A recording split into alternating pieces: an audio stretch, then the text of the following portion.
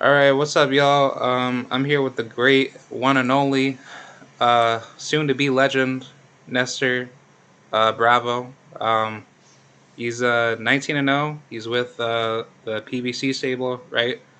Tell the world who you are and what got you into the sport of boxing. Greetings, greetings. First of all, I want to thank God, for the opportunity. I want to thank you for doing an interview with me. I got into the sport of boxing because when I was a kid, I used to get in trouble a lot. That's straight. Yep. Um, and, and I was always fighting school and stuff like that. So my dad is like, "You want to fight? Let's get you into boxing." I'm like, "All right, let's go." So then I was like 7, 8 years old, I could say, about 8, yeah. I fell in love with the sport. I'm like, you know what? Discipline. I started training, and then it kept me out of problems. You have to be disciplined to be a boxer. So I didn't fight no more in school, and I fell in love with the sport. I knew I wanted to be a boxer, full time boxer, as long as I lived. Okay. How did you start out? How does one get into boxing and make sure that their careers are safe and well appropriated? I started boxing. Once I started boxing in Florida. Um, and started going to tournaments, started winning always. Ever since I stepped in the ring, my trainer always believed in me. Saw something. I was sparring kids who had 60, 70 fights, which I didn't have no fights. And then my first fight was with a kid experienced. I beat him. I remember it was from Jeff Lacey's gym. It was the same. Yeah. It was, I think it's St. Pete. Yep. And, I beat him. And I kept going. And then once I was 15, I was traveling to Puerto Rico. So I went to spar. By that time, it was Camilo Perez, Thomas Delorme, all those Delorme. guys were. So I was going over there and just training with those guys. And once I turned 17, all these guys, Jose Pedraza, they went pro after the 2010 Central American Games. Yep. So they called me, "You want to try out for the team?" I was like, "For the Puerto Rico team?" I was like, "Yeah." So I was like, "Most definitely." So I went to the first national tournament and I won it. I became the national champion of Puerto Rico. And then after that, I was 17 years old. I remember they wanted me to stay there, so I was like, "Well, sacrifices got to make." My family's in Florida, but this is what I want to do. I want to go to the Olympics. I want to do everything. So I went to the Jose Aponte's international tournament, and I fought 3 days. In the finals, I beat Robson Concenciao. I don't know if you know him. He won the Yeah. 2016 Games. So then the team actually started believing in me. Like okay, this kid came out of nowhere. He won the national, and then he just won the first international tournament he went to. So then that's when I settled in and I stayed in Puerto Rico. Yep. Yeah. Cause like I looked into your profile and you have a very very deep resume. Like you can actually be up there with like the top contenders in the lightweight division, and I feel like when it comes to those type of fighters that are not known as much, that could be a high risk, low reward type of fight. You bring that to the table, and I think that a lot of people should really be watching out for you because you could really spark up a storm. And I think when it comes to I'm not trying to be biased here, but I think like when it comes to fighters that are not part of the American media type of roster stable, like similar to how what the NBA treats Black American basketball players as if they're what the best players in the world, but that's not true. There's some good players out of Europe. There's some good players coming out of Africa. There's some good players coming out of Asia. But when it comes to boxing, I think like people outside of what the U.S. they don't really get enough media attention, and I think those people need to be spoken out more because I think there's plenty of good fighters that just don't get enough media output. That, and it happens. You can look at Navarrete right now, Emmanuel, the one who he's fighting Oh Pituco yeah, Diaz. yeah, yeah, yep, Before he beat Duckbo, he went as an opponent. Nobody believed he yeah, was gonna be. And then look at him now, and he's a great fighter. yep, And some people don't understand. sometimes you fight Mexicans unknown, and those fights, trust me, are much harder than sometimes you're fighting a guy that it's that's not coming to take as many risks, that doesn't want to get hit. It's like, but some people don't understand boxing. Some type of fighters are just like Orlando Salido. He had so many losses, Yep. and you look at him, the toughest. That's gonna be probably the toughest night of your life. You know, you'd rather fight let's say somebody faster, or probably undefeated, but to go in there and take all those hits like those some kind of guys are. So it's stuff that sometimes people don't know. I mean, I believe that once the skill level goes up, it makes you even look even better. You know what I'm saying? It brings out the best of every fighter. So I'm looking forward. Whoever I'm not getting pick or anything. Just give me the time needed, and I know, and I've proven, and I fought in the amateur the best in the world. It's like you fight so many different people, so many different styles, and it's you know that it's not nothing that you haven't seen. Somebody could be a little faster, somebody could hit a little bit harder, but it's something that if you have a good game plan set up and you can train, you know, most likely you're gonna be able to handle it. You know what I'm saying? It's Yep. something that if you work, that's what I believe. You put in the work in the gym, and then the time needed, and it should be good. You know. Yeah. And it's funny how you say that because there's so many good fighters out here where I live, out here in Albany, New York. And I don't know if you know some of these fighters, like Trevor Bryan. He just recently knocked out Romain Stavern, who got KO'd by Deontay Wilder in the a second rematch of their fight series. And Trevor Bryan, he's not even well known. I didn't know he was actually from Albany, but when I found out about him, I'm like, yo, you beat up a old dog, but guess what? You beat him. Like, you Yeah. know, And he was with the Uruguay, right? I think he fought in Miami, if I'm not mistaken, right? Trevor Bryan? Yeah. Yeah, I'm not so sure because I don't keep up with. The Miami where he I seen him, he won a belt, Yeah, I if I'm not mean, mistaken. if he had It was won, like WBO or something like that, but it was, if I'm not mistaken, if it's the one I saw, it was the 11th round, right? well, he just KO'd Romain Stavern for the WBA regular title. Okay. And Yeah, but it was the 11th round, yeah, right? 11th round TKO. That was in Florida at the Hard Rock Casino. Yeah, yeah, I saw it. That's why Yeah, yeah, I knew it was yeah, here in San. yeah. People like that, shock me because it's like, it could just be that one fight that just gets everybody's mind on that fighter, and that's what makes me so happy about the sport of And he's boxing. a Say again. and he's a world champion. Yeah, yeah, yeah, and He's I a world mean, champion now. yeah, and I Now mean, everything changes. he's gonna be next in line to probably fight AJ or whoever's up there.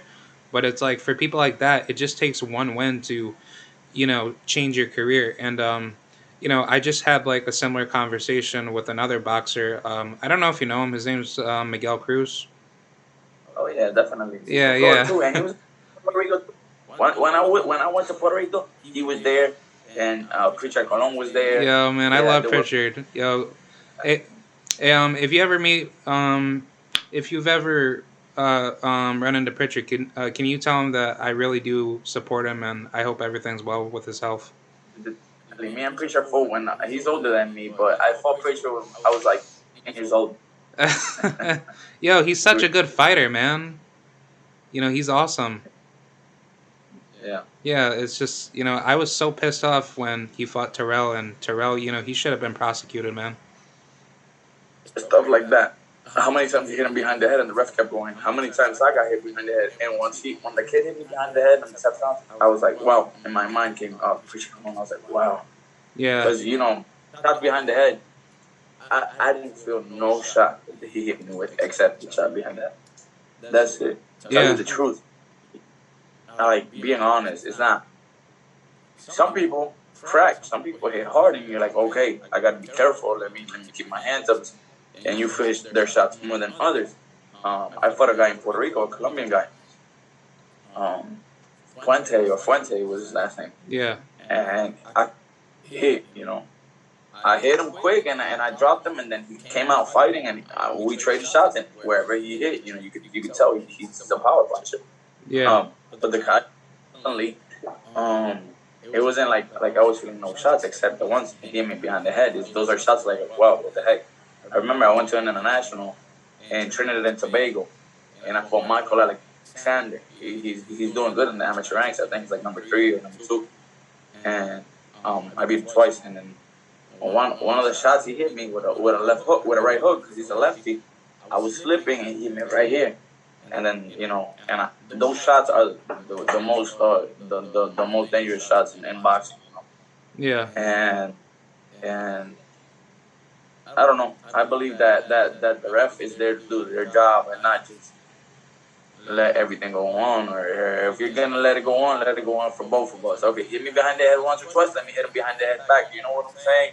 Either you take a point, or it should be black and yellow for everybody, or white and black for everybody. So, if you let him get away with it, you should let me get away with it as well, or penalize him and penalize me.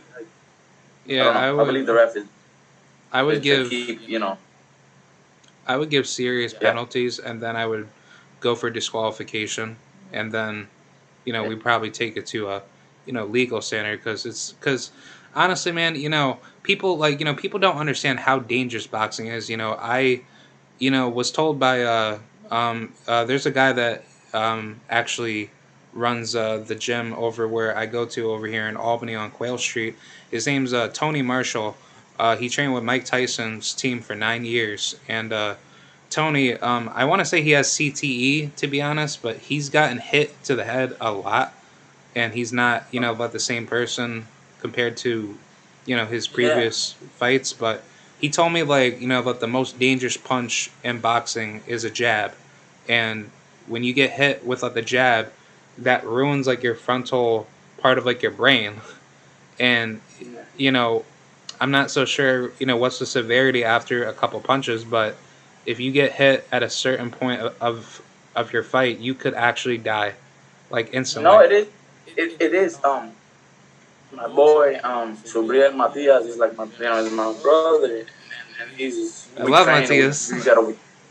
Yeah, we have over 200 rounds of work. Um, and it's sad what happened with his opponent, and because he's a clean fighter. Nobody can say Subriel is a dirty fighter. He didn't hit him behind the head. No. There were a lot of that went on. Supposedly with Dada Shek, may he rest in peace and be in the glory. Because you know it's a sport, and we just want the same. We just want to get our families out there, and then just fulfill our dream. So it's sad what happened with him, but like you say, boxing is a dangerous sport.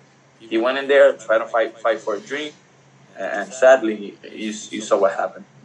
Yeah, and I really do stand by the philosophy of the sport to hit and not get hit. And I actually interviewed Abraham Nova over at the Albany Boxing Gym a couple months back, and he pretty much said about the same exact thing to me. I rather hit and not get hit, and it's just better not to take as much punishment, because just one punch could just really change everything.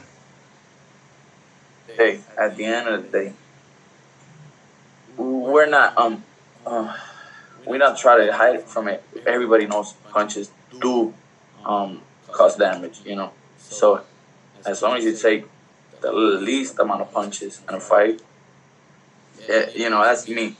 I like to go in there and work, but if you see my hands are up, I try to hit you with a hook to the body. But if you're countering, I want you to hit my hand. I don't want you to hit my face, because Yeah. even if you don't feel like your opponent is a dangerous power puncher, but they get downstairs, everybody can hit. You know what I'm saying? Yeah. One of those hand wraps, and at the end of the day, you just want to come back home to your family and chill and rest. Yeah, and It's not especially. Sorry about that. Continue. and sometimes when I go in the ring, man, to tell you the truth, I have my ego, and I'm willing to do whatever I got to do to get that W. Look at it. like wow, you put so much on the line. You put your nephews, or if you have a kid, or your wife and your family. You're like, some people don't understand how hard the sport is. Yeah, and the pay is absolutely terrible. Like the average salary is like I think 50,000 or less. It's like that should be three times more for what it's worth because Most, you most know definitely, but yeah. the sport has a lot now. Everybody now promoters, just and some managers, they just want to make money themselves, and the athlete is not making no money. Yeah, You know, it's not like helping I said, I them. got to a point where thank God I'm blessed. I go fight once a year, and I seriously don't need it. You know what I'm saying? I have my business, I have everything. I got paid good in my fights with PBC, so it's like I don't like they offer. They called me for a couple fighters that are fighting now, and I don't want to mention no names, and it's good payday, but for 3 weeks notice, 2 weeks notice, I'm like, I Nah, don't know, man. I don't need that. It's not worth I'm like okay. your yeah, it's not worth your health. Exactly. And my record, Yeah. I have an ego, and I don't want nothing to happen or me look bad. And I'm like, wow, I didn't go ready for that fight. No, I gotta go ready. If I'm not ready, then I want you to be I got 100% ready. exact Oh, the fought in September with all this COVID thing. I hadn't fought in almost a year, and then yeah, I was they kept changing dates, and I it's didn't even know when I was going to fight. And they called me, like, okay, your fight got canceled again. We have another date, and I was off for like 2 weeks because, like I said, I had been putting so much work in. I had already done like 6 good weeks of training camp, and then they changed my date for another 10 weeks. So yeah. my trainer gave me 2 weeks off to let everything go back down, and then we were going to start with 8 weeks for that other date they gave me. That it was like October 23rd or something, or October. It was like late October 28th. I don't know if it was one of these high guys or from PBC that was gonna fight, and I was gonna fight on the undercard. With another PBC fighter. Oh, that's awesome. Yeah, and no, that was the plans. But then that fight got canceled, Yeah. so they called me. They're like, "Oh, 3 weeks," because I remember Jose Pedraza was gonna fight this tall guy that he fought, and he called me. He's like, "Hey," and they called my trainer. Like, "Oh, we need some work." And I was like, okay, I haven't done much, but I'll give you some good 8 rounds because I still got the preparation from the other 6 weeks, but it's been 2 weeks where you just stay home, run 3 times a week, to get your levels going back down because you're gonna get overtrained. Yeah. So Pedraza called me. I think it was a Wednesday or no, a Saturday. It was on a Saturday. We set up to spar, so we did 8 rounds. He posted a picture, and then after that they called. I like, oh, 3 week, you want to fight? And I'm like, No. I already have a date. I have a date, October 28th or October 31st. I don't remember. It was late October. Yeah. And it's like, oh no, that show got canceled. Either you fight the 23rd of September, or you have to wait till December. I'm like, wow, So sitting on the December. shelf like for Yeah, three like, more months. and I haven't fought in a whole year, and I'm like, okay, let's just take the one in September. So I took that fight with 3 weeks, with all that stuff that was going on. Yeah, that's So, wild, bro. but it is what it is, and I'll learn. Yeah, well, It is it. sorry about that. Yeah. Continue. No, it is what it is. I learned because I was like, the next time I would have been like, all right, just fight in December then. But Yeah. boy, even again, you're gonna be over a year without fighting. We're boxers. We like to get in the ring. Yeah. We need and your ring rust, all that stuff. Yeah, it builds up. Yeah. So now hopefully, let's see if we're back in April. Probably. Let's see. Yeah, that's when Let's my see. birthday's coming up. What? Oh, April 30th. That's my birthday.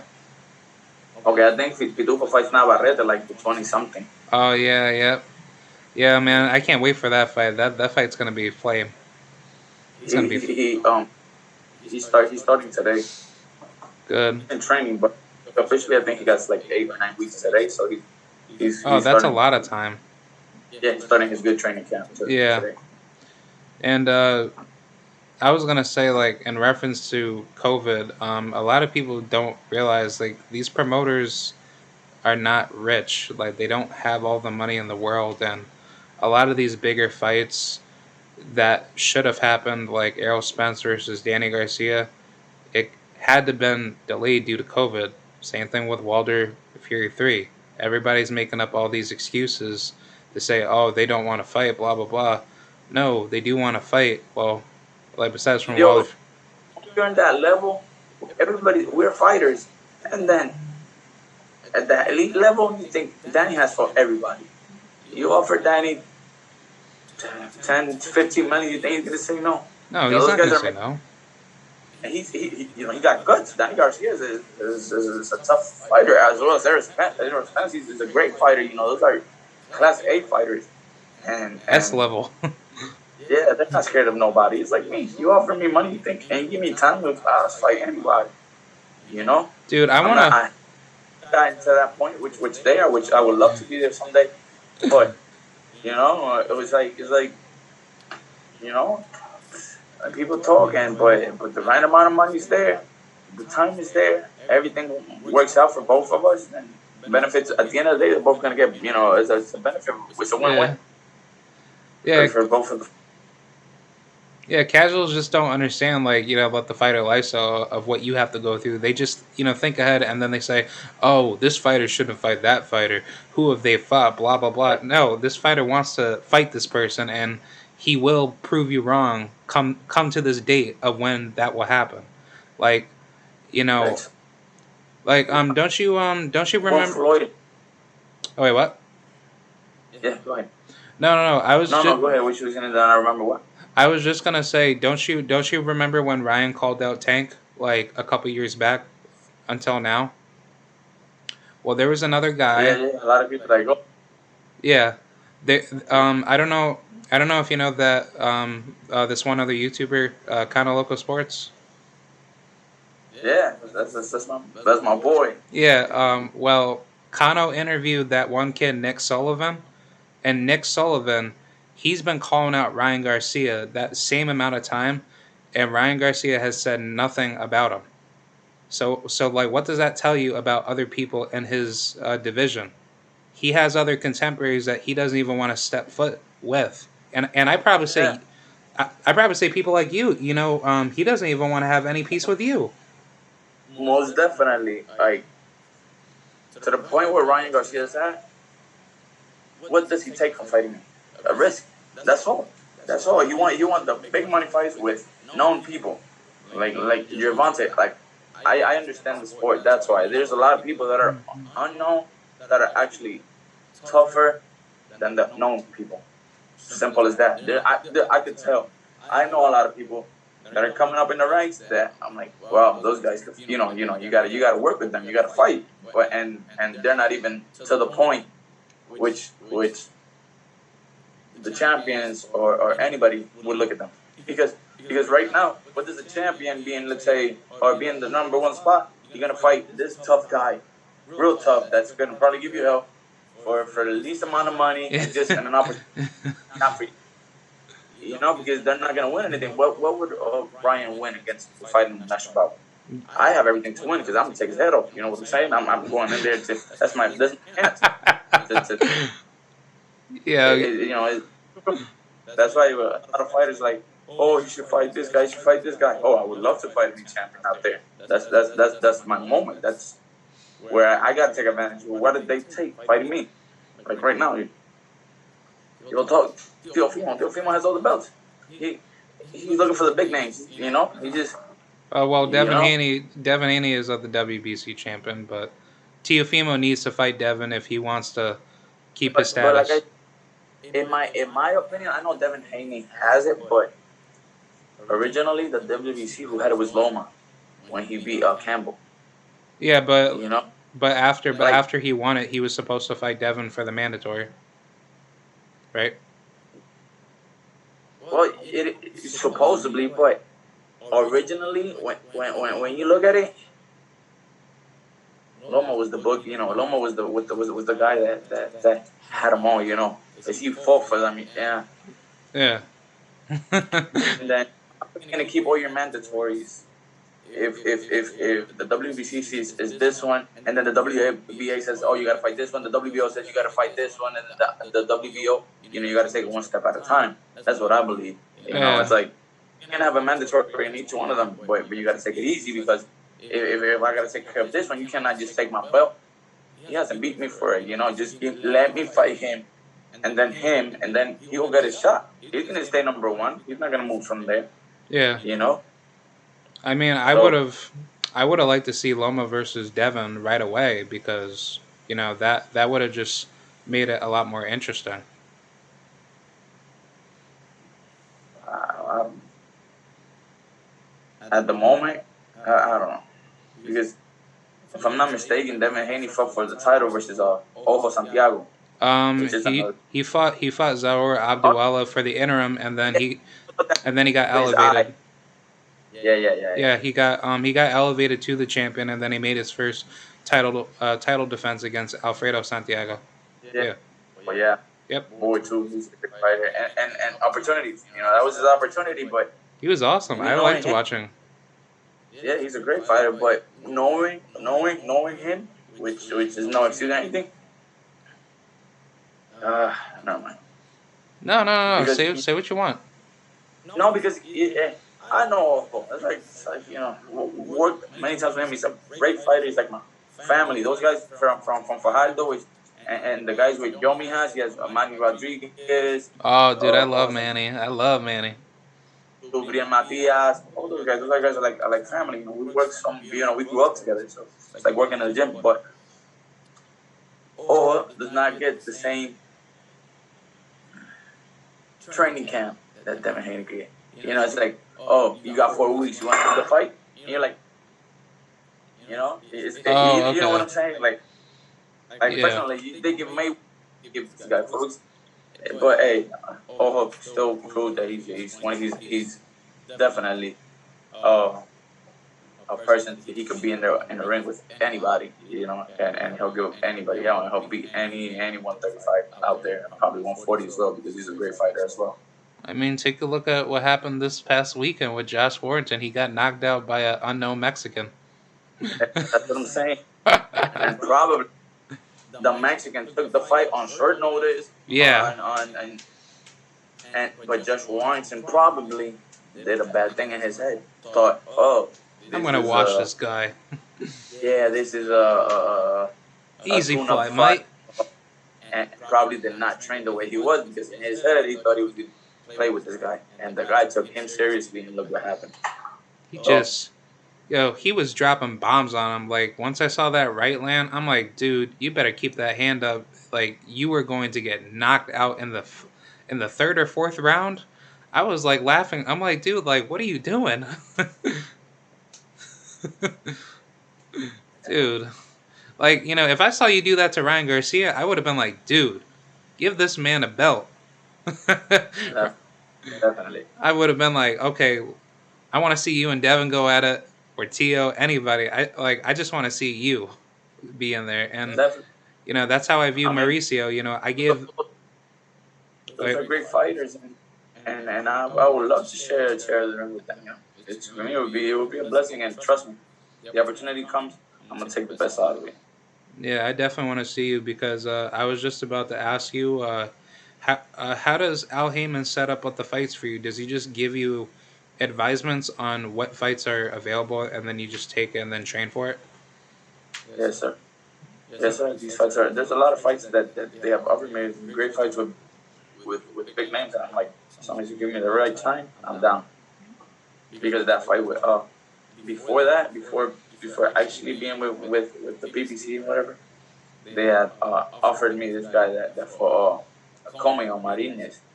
Yeah. It was Yeah, they had mentioned it a while back, but then we couldn't go with me, and so then something else happened. So then, it's all this stuff. So then he fought Broly, and then Yeah. supposed to I would fought any of them, and then their fight was the rematch was already supposed. It was close. They had to fight because a lot of people saw Yeah. Martinez win, and but then the people from Top Rank called Martinez, and then the plans everything changed because you know how Top Rank and PBC is the conversation. Creating drama.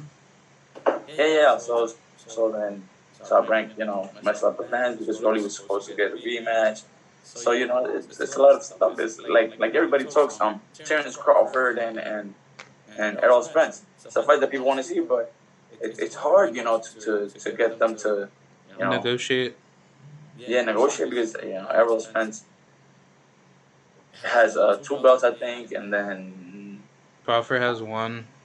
Crawford has one, and then I think Pacquiao has the other one, right? The WBA or no? Ugas. He's the super champion. Yeah, Yeah. Ugas. I think Ugas and EJ is gonna get done because it's easier. It's an easier fight to get done, Yeah. in my opinion. It's not as easy to get Crawford and EJ to go back at it, But I But think it's Ugas and Errol Spence is gonna get it done. but And it then after that, if you look at it, let's say whoever wins, Ugas or EJ or whatever, whoever wins from the PBC fighters, will have an edge because they will have the three belts.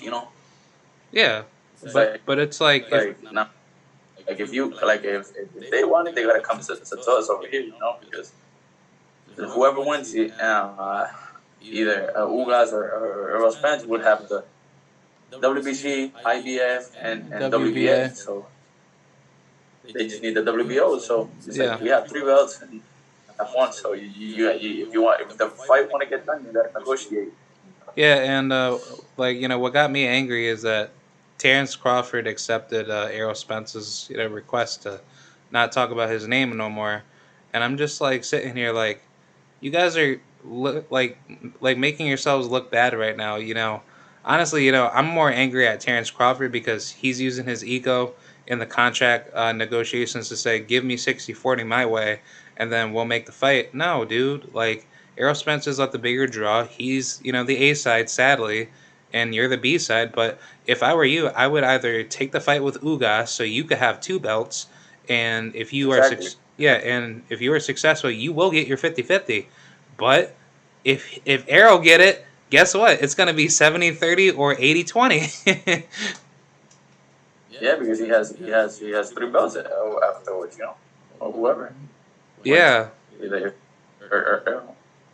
Yeah, and I was just going to close to say when you get up to these bigger fights, how does the ranking system work for you to get up to a title fight? Because I'm always confused about how these ranking systems work, and it's pretty biased. With man with PBC, and with Lewis, and it's totally different. They just it's one call away. Seriously, the way those opportunities, because how many calls I received, I now understand with them is just one phone call away. So That's they're it. so like They have the power to call and say, okay, you're gonna fight this one for the WBA or this one for the WBC. yeah, Or because we do this fight, just to settle in, and then you get really ranked really low, and then they make these fights happen. yeah, because I was just about to say, like, why not just fight Rolly, just beat him, get him out the way, and then you're on your way for Teofimo. I'm good. I like it. I like all those fights. Man, I want to see you knock off everybody. Like, I can literally see you up there. Like, I'm like thinking about the future right now. Definitely, I'm good, and I'm blessed. Whenever fight they call me, I'll take any fight with anybody. I don't give me the right time, like I said, and then we'll do it. Yeah, that's awesome. All right, I'm gonna ask you one more question. Who are your favorite top five Puerto Rican fighters of all time? Wow, that's real hard. Because it changes in my mind sometimes. But hey, just gotta go up there, just because. Uh, wow, it's really hard. My decade, I grew up First, being seeing Tito as my idol. So not just the way he is, but not just what he did in boxing, because he was a champion for a long, long time, and everybody like they couldn't solve Tito Trinidad until he moved up to 160. And we grew up with the way he is, humble, his people person. I always gotta put Felix Trinidad first. And then I know my trainer would go at me. He would get mad because Bonilla is always he would, he grew up with Alfredo Gomez, so Gomez is always his number one. Yeah, he's a beast. I love him. Yeah, me too. And I met him, but growing up, when I was already 6 years old, I mean, when I was born, probably Gomez already had retired. You know what I'm saying? So it's not like I grew up watching Gomez. I knew about him after I started boxing. So but yeah, first I gotta put Tito Trinidad. Like I said, after that, 2000s, came Miguel Cotto, and I was a fan of Cotto. So number two, I gotta put Cotto.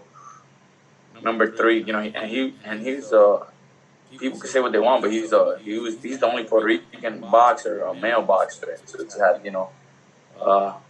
he's a 4 division world title champion. So Yep. that's a big account. Number three, I gotta put Fredo Gomez, because he's after I saw him, I'm like, wow, he retired with like 42 wins, only like 2 or 3 losses and 42 knockouts. Man's a beast. You can tell he cracks real hard. So I gotta He's put him knocking number everybody three. out. And here's the tough part starts, but Camacho's definitely there. Hector Macho. I love Macho. Camacho's there. And then number five, some people don't talk about him, but I gotta talk about Vasquez, sir, Wilfredo Vasquez. Oh yeah, he's He's a huge good. champion as well. So even though he don't get that much credit, he's a beast, and he could punch you real hard. So that's my top five. You got Tito, I got Cotto, I got Gomez, I got Macho, and then I got Vasquez. Yeah, I got And this could change. There it's like my head. It depends on what I see, but I think Tito's always. Yeah, I think Tito had it all. I have him number one. I got Cotto. I don't know if Wilfredo Benitez counts, right? Yeah, Yeah, and then I got Wilfredo Gomez, and then I got Hector Camacho. definitely. So yeah, we got four of our five kind of the same way. Yeah, yeah, because I have Puerto Rican descent, and like when I was growing up, I never knew anything about boxing, but like once I got older and actually like get into it, I was like, you know what, I'm actually really proud of this sport. Like as much as I love basketball more than boxing, like boxing's almost like basketball in a way where you have like the Michael Jordans of the world, you have like the Kobe's of the world, you have like your Paul Pierce's of the world, you have your Kevin Garnett's of the world, and then every fighter just has like a different chapter of like how they start and how they end, and that's how I that's how I see it in boxing. I look at you as like almost like a little Demir Stoudemire. Like you could like literally come up there and just start dropping some 3 pointers like Carlos Arroyo. I don't know, but that could happen. Who knows? Definitely, You know? definitely. Appreciate that. Yeah, no problem. That's what I like to do because, this is a very dangerous sport, and I really want to see this sport become like a mega paying type of sport one day. And I True. think what it starts with is bringing guys like you, out to the spotlight so you can have like a, you know, have like a platform to say what you need to say, and you have everything structured with your influence. Yes, sir. Definitely. But yeah, do you have any last words for your fans? Anything? I just want to say thank you. Keep supporting me. Follow me on Instagram, Nestor Bravo PR, on Facebook, Nestor Bravo Velasquez. And just tune in and keep in touch, because trust me, I'll be a world champion one day. Trust Thank the you for the interview. process. Yo, peace, bro. All right, thank you very Appreciate much, and I will see y'all later. Thank you, Nestor. Thank you. Appreciate it. Yep.